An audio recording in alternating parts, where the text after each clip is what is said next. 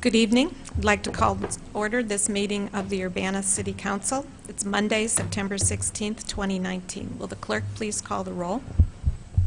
Council members Brown. Here. Hazen. Here. Hersey. Here. Jacobson. Here. Miller. Here. Roberts. Here. Wu. Here. Mayor Marlin. Here. Next up is approval of minutes from the previous meeting of September 3rd, 2019. Is there a motion for approval? So moved. I'll second. Moved by Jared, seconded by Dean. Are there any corrections? All those in favor, please say aye. Aye. All those opposed, same sign. That motion passes. Are there any additions to the agenda? Okay. Any presentations? I don't believe any are scheduled tonight. Yeah, Mayor, I was Yes. going to do a presentation potentially at the end of the meeting about my recent sister city trip to Africa, but I'm going to do that next week because I haven't been able to pull together all the materials yet. Okay, thank you. Public input. I have cards from Dr. Evelyn Underwood, Reverend Dr. Evelyn Underwood. She is speaking on, or she's expressing concern about the Dr. Ellis subdivision sewers.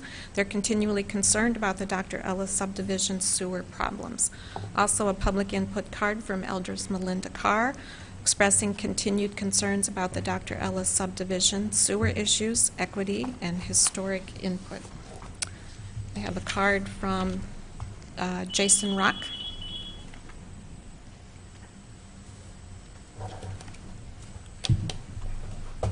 And he's speaking on cycling infrastructure. You have 5 minutes. Yep. Okay, so I want to share some videos with you and also a recent, some conclusions from a recent publication that looked at Toronto as a case study, and I think that it has it's applicable to some of the bicycle infrastructure stuff that we have here. So I want to open this up by showing you this video that I took on Country Club Road. And so the reason I want to show this video is that Country Club Road right now doesn't have any real infrastructure for cyclists, but as you can see, people are using this road as a way to get between Urbana and to the communities on the other side of Cunningham. So these are 5 relatively young, probably teenage age kids, maybe a little bit younger, that would have used a separated bike path if there was one, but there wasn't. So what I did is I sat myself up right in the middle of that road so that no one would pass them too closely, because frankly, people on this road go too fast, and I mean, they did everything right from the perspective of they were on the right side of the road. They tried to avoid this road as long as they could. They came from that neighborhood instead of riding up and staying on this road for longer. But the problem, and this is the problem that this case study of Toronto looked at, was while most of the city streets and paths have low level of traffic stress, the high level of traffic stress arterials create islands limiting the area people can access without cycling on or crossing high stress streets. These high stress streets create these small communities where you can cycle, and so the distance that you can cycle safely and effectively is limited by these high stress streets rather than a cutoff of time or a cutoff of distance. And they looked at, so it's in Toronto, so they looked at how many jobs people could get to, and they showed basically that because of these high level of traffic stress streets, people weren't able to get to a large number of jobs. And if these high level of stress streets were fixed or avoided in some way, more people could get to more jobs. So I want to pull up the bike map that exists for Urbana. And so this looks pretty good. There's a lot of blue on this map. So I put a circle up here, which is about 1.5 miles. That's about 10 minutes on a bike. The problem that Urbana has is that we, similarly to Toronto, have these high TLS roads and intersections which cut up our community. So I've only marked up a handful of roads here. That's University, Vine, Cunningham, Country Club Road, Lincoln, and Springfield. But those roads effectively cut our community into 4 or 5 spaces where it's safe to cycle within, but not particularly safe to cycle between. So I want to show you why, or one of the reasons why this is high stress. So this is someone who, the light is going to turn red right here. This person here is going to run this red light blatantly and excessively, and in fact doesn't even clear the intersection totally before cross traffic gets a green. That's the sort of thing that causes deadly accidents. If you're in a car, it creates extremely 100% deadly accidents if you're biking. And again, this is where those kids cross this street. So those kids that rode along Country Club Road, they came to this crosswalk right here. This isn't the day that they were there, but they came to this crosswalk here and crossed this road in this crosswalk. So this person that ran through this red light theoretically put those kids at risk. You have 30 seconds, Jason. Yeah. So another thing that happens at Country Club and Cunningham is that people will fail to yield. So here I'm going to get a crosswalk signal. I start to cross, and this person turning left doesn't yield to me at all, cuts right in front of me. And yeah, I yell at people. So I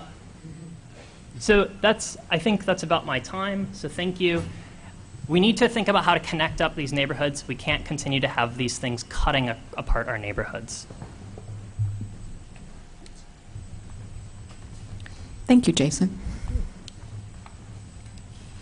Does anyone else wish to address the Urbana City Council? Oh, Eric? I'd just like to ask a question. Jason, can you make your materials available to us? Yes. That you used on, that you showed?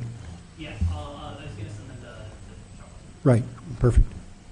And the city clerk will distribute. Is there any unfinished business? I don't believe we have any. Reports of standing committees? Okay. Reports of special committees? None. Reports of officers?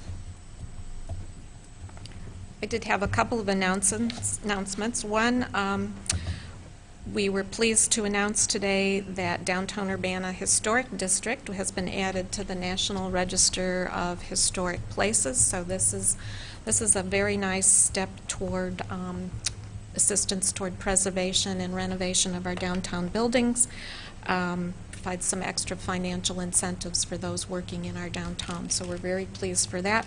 I wanted to thank staff members Marcus Ricci and Lori Pearson for their leadership in this, along with members' assistance and support from the Historic Planning Commission, and with special support from Councilmember Dennis Roberts, who's been advocating for this for a number of years. So the and actually from Dan Maloney, who owns the Cohen Building, who's working on renovating that building, and who actually was the one who kind of got this ball really rolling by requesting this designation. So we hope that this will help other people who want to invest in our downtown, and we're very proud of this designation.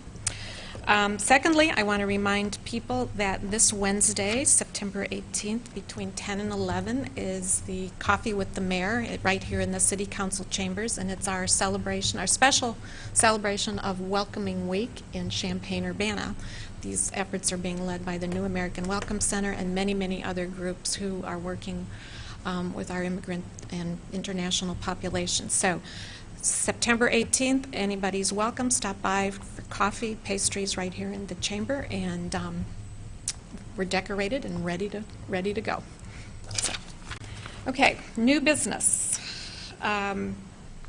First up is a number of resolutions, and I think we can take these in omnibus fashion, but we had no committee meeting last week, and there are 6 resolutions before us tonight. And the first thing we need to do is suspend the resolution on resolutions. So is there a motion to do so? I'll make that motion to suspend the resolution on resolutions. Okay. Second. Moved by Dennis, seconded by Sharice. All those in favor, please say aye. Aye. All those opposed, same sign. Okay, we can consider those resolutions tonight. So there are 6 intergovernmental agreements. 4 of them are related to media services, and 1 is related to IT services, and then 1 is related to the outdoor warning sirens. So we're going to take the first 5. They're all in the same format. They're all covered by the memo you received from IT Director Sanford Hess. And Sanford is here tonight along with Jason Liggett, and they'll be happy to answer any questions. Or did you want to make remarks first? Mayor, you should read the Yes. 5 resolutions first. Okay. So the 5 resolutions before you are Resolution number 2019-9-034R.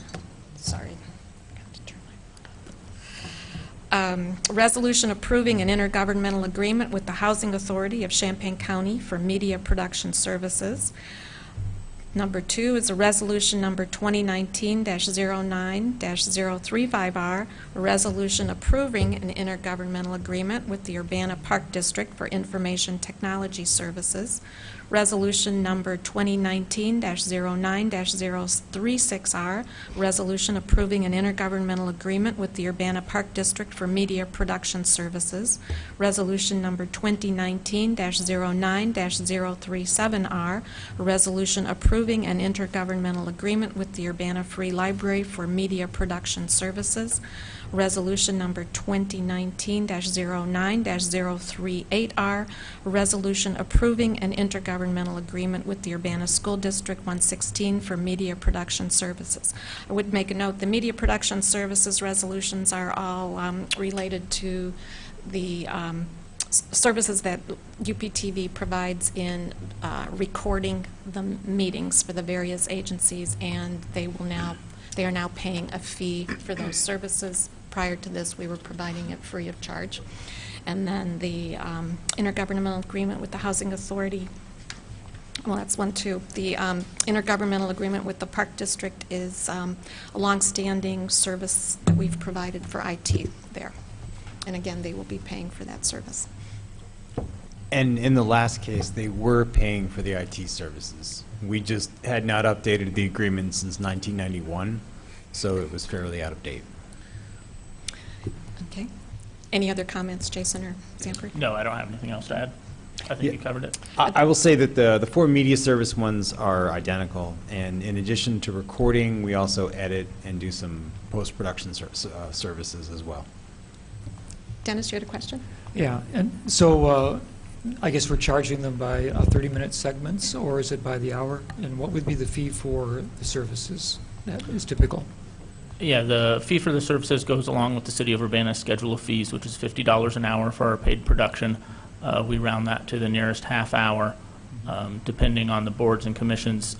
For instance, the Board of Education meets 22 times a year, so we bill them a higher amount than what we would bill all the other boards and commissions meet 12 times a year.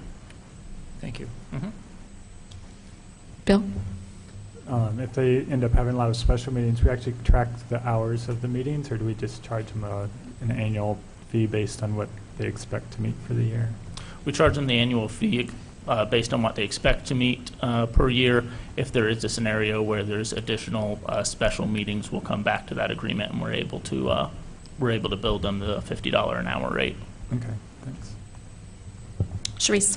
And all these meetings are archived on particular servers, or like the City of Urbana, we keep it archived on a server? Correct. So the City of Urbana's meetings, the boards and commissions, council meetings are on the city's servers. With these meetings, they're all uploaded to our YouTube channel, which is also back-ended by archive.org. So Okay. they're on YouTube and on archive.org. Okay. Any other questions?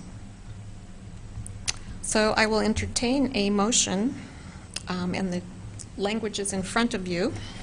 I'd make a motion to consider those 5 resolutions, 2019-09-3R through 2019-09-38R in omnibus fashion. I will second the motion. Moved by Jared, seconded by Dean. Are there, all those in favor, please say aye. Aye. All those opposed? That motion passes. I'll follow that up with a motion for approval. I'll Okay. second. Go ahead. Was that Bill. Dean or Jared? It was me and Bill. Bill. Who was Jared? the second? Bill. Bill. Bill Brown. Okay. Could we have a roll call vote? Okay, on the omnibus. Councilmembers Brown, Yes. Hazen, Yes. Hersey, Yes. Jacobson, Yes. Miller, Yes. Roberts, Yes. and Wu. Yes. That motion passes. Next up is resolution number 2019-09-039R, which is a resolution approving an intergovernmental agreement with the City of Champaign, Metcalfe, Champaign County, the Village of Savoy, the University of Illinois for the installation and maintenance of digital outdoor warning sirens. Carol? Yeah, I just, in addition to the memo that you have, I would just say that these outdoor warning sirens were initially installed following the 1996 tornado in Champaign County, and there was a grant that we received.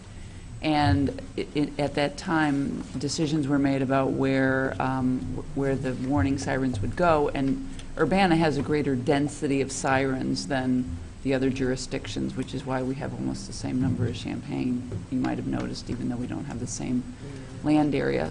So now there's a need to upgrade the system, even though we're all paying our share, in order to allow for the system to become digitized and respond automatically to tornado warnings that come from the National Weather Service. I'm happy to answer any other questions, but that's the gist of it. And so everyone who's a party to the system, we have to act in concert, because if someone doesn't want to upgrade their portion, then no one can upgrade their portion. You had a question, Bill? Yeah, just a couple questions on how it works. So before it was a manually operated system, so somebody would trigger it, and would they all go off in both cities and Savoy? They'd all go off at the same time, or That was the practice, yes, because the way the warnings would come in, it was by county, and now they have this polygon system that is based on what they're seeing on radar, and so they can actually adjust it to individual sirens if they choose to. Okay, so And maybe the- just Southwest Champaign will get a warning, and Yes. Urbana won't get anything or something? Yes. Do you know how the small towns in the area are doing it? I know they have fire sirens and stuff that they use. Do they each have their own individual that is responsible for triggering it, or are they hooked into Metcalfe somehow? I don't know about how anyone who's not a party to this agreement functions. Yeah, just if it's one software system that is good for a lot of different sirens, maybe they'll be interested in joining that too. I don't know. Perhaps, yeah. Okay. Any other questions? Can we have a motion? I move to accept the resolution number 2019-09-039R, a resolution approving an intergovernmental agreement with the City of Champaign, Metcalfe, Champaign County, the Village of Savoy, and the University of Illinois for the installation and maintenance of digital outdoor warning sirens. I second the motion. Moved by Sharice, seconded by Eric. Is there any further discussion? Will the clerk please call the roll? Councilmembers Brown, Yes. Hazen, Yes. Hersey, Yes. Jacobson, Yes. Miller, Yes. Roberts, Yes. and Wu. Yes. That motion passes. Next up are several mayoral appointments. The first is to the Building Safety Code Board of Appeals. I'm submitting for your approval Darrell Price. He's a resident of Urbana. He's a retired attorney at law. He's also a member of the Civilian Police Review Board, and he has volunteered to serve on this board as well. I'll move approval of the appointment. And I'd second that. Moved by Jared, seconded by Dennis. Any discussion? All those in favor, please say aye. Aye. All those opposed, same sign. That motion passes. And then we have two more appointments. The first is for Deputy Chief of Police. And I submit for your approval, Lieutenant Richard Searles. This would become effective September 28th, 2019, and this will take effect when Deputy Chief Bob Fitzgerald retires after a very long career in police service. So Rich is an Urbana High School graduate and a graduate of the University of Illinois at Urbana-Champaign. He has a sociology degree, and he began his employment with the Urbana Police Department in 1997. He served as a patrol officer for 5 years, during which he was an emergency vehicle operator course instructor for the Mobile Training Unit. In December 2002, Rich was assigned to the Criminal Investigations Division as a detective, where he primarily worked on serial and violent crime. In April of 2007, he became a sergeant and was assigned to the Patrol Division. While in that capacity, he was responsible for supervising 2 shifts of patrol officers, managing crime scenes, and investigation of all crimes. He was promoted to lieutenant in October of 2010. He remained in patrol and oversaw the operation of that division for over 5 years, where he was responsible for all departmental training and supervision of patrol officers and sergeants on all shifts, as well as the street crimes unit officers. And then during that time, he also began serving as the Urbana commander of Metro SWAT and supervised multi-jurisdictional SWAT operations in Champaign County. In September of 2015, Rich was assigned as the Lieutenant of Criminal Investigations Division and continues to serve in that role today. He currently supervises a detective sergeant, adult and juvenile detectives, street crime detectives, school resource officers, division administrative assistant, and the evidence custodian. And I'd like to congratulate Rich and his family. Thank you very much. I appreciate being recommended by the chief, and I would like to thank the council for your consideration. Thank you. Is there a motion for this? I think since Rich put up with me for 15 years, I should make the motion to make him the deputy chief of police, please. Is there a second? I'd like to second that then. That's a very special motion, Dean. It's a heartfelt motion. Any further discussion? All those in favor, please. Oh, Jared. I just wanted to ask Richard if he could tell us a little bit about what he's looking forward to in his new role as deputy chief. Oh, okay. So, you know, I think that the department has got a lot of things going for it. There's a number of officers here that really do a tremendous job. So I'd really like to get the operations smoothed out in a couple different areas and just continue to have the officers perform at the level they're performing. So I've got a couple ideas of a couple things I want to do, some of which scare the chief, some of which don't. So we'll see what we can get him to agree to. I'd highly encourage you to reach out to the council members to fill us in as you guys figure out new ways to do stuff, and as you challenge the chief and all his great ideas. Absolutely. Thank you. Thank you.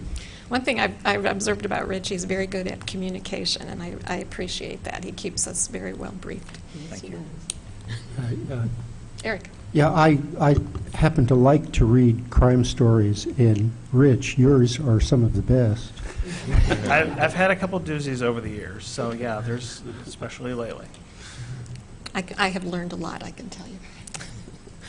All those in favor, please say aye. Aye. Aye. All those opposed? That motion passes. Congratulations. Thank you.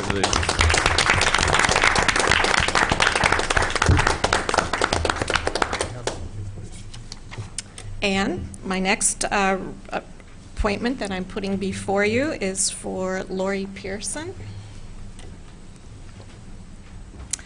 And this would become effective October 17th, 2019, which is the date upon which John Schneider's retirement becomes effective. And this is for Community Development Services Department Director.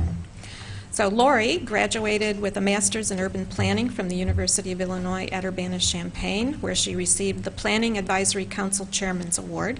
She worked in several leadership roles at both the federal and municipal level, including the U.S. Agency for International Development in Washington, D.C., and the cities of Alexandria, Virginia, Evanston, Illinois, and the city of Champaign. Lori has been employed with the city of Urbana since May of 2015, has served in various iterations as the planning manager of the Community Development Services Department, each increasing her workload and responsibilities. In 2017, she became the planning manager/zoning administrator. In July of this year, she was appointed the Deputy Community Development Director Planning Manager.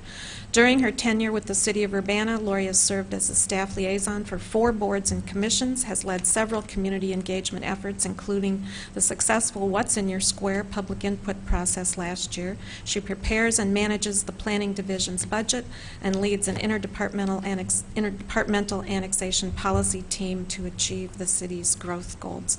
And I can add that Lori has done a tremendous job in coordinating things in her division, and she will be leading the effort to rewrite the comprehensive plan beginning maybe even later this year, but we'll certainly begin to lay the groundwork this year, and it'll take upwards of 2 years to complete that. It'll be a massive effort, and her team that she has trained very well is going to be on board for that. So anybody have any questions or comments for Lori? Dennis? Well, I'm going to support this nomination. Well-deserved, real professional work coming from you, and your insight and your flexibility and your patience has been noted by myself, having probably tried you several times.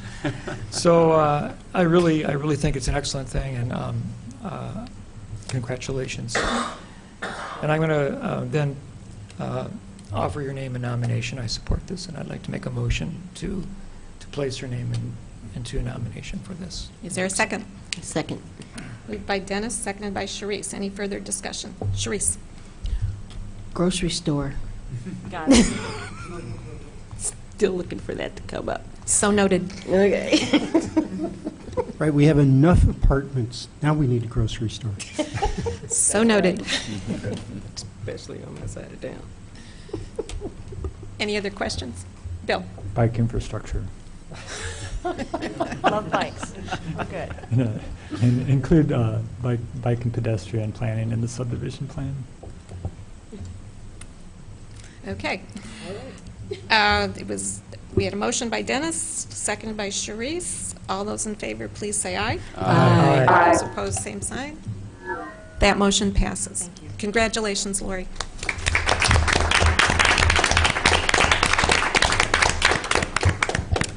And with no further business before this council, this meeting is adjourned. Thank you very much.